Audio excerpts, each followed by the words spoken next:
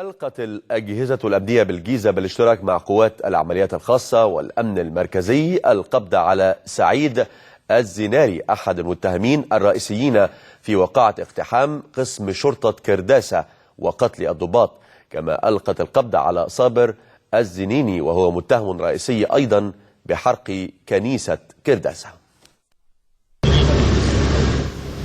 تستمر القوات من جيش وشرطة في عملية كرداسة، ويقولون إنها تحقق النجاح المطلوب بالقضاء على مصدر تهديد روع آمنين وسيطر لأسابيع على منطقة عرفها أهلها هادئة مستقرة. في كرداسة ولخامس يوم على التوالي تفرض قوات الأمن وجودها في هذه المنطقة من محافظة الجيزة، والتي تعتبرها قوات الأمن من أخطر المناطق، وتعلل ذلك بوجود عدد كبير من العناصر الخارجة على القانون.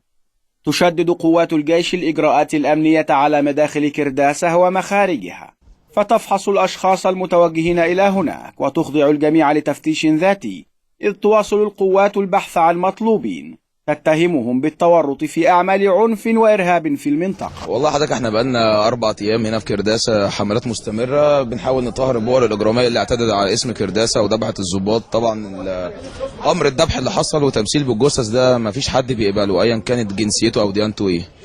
فاحنا بقالنا في ال4 أيام ربنا كرمنا والسيطرة على بعض العناصر الإرهابية، منهم النهارده في عنصريين سوريين طبعا وجودهم داخل البلد عندنا هنا وبصحبة ناس جهاديين احنا مش عارفين ليه. فطبعا ده الكلام ده كله اكيد من المخططات لهدم البلد. وتقول القوات انها لن تترك كرداسة قبل اتمام مهمتها هناك في تطهير المنطقة التي اتخذت منها عناصر مسلحة مستقرا منذ ذبحت 11 من ضباط الشرطة وافرادها هناك في يوم فض اعتصامي ربع العدوية والنهضة.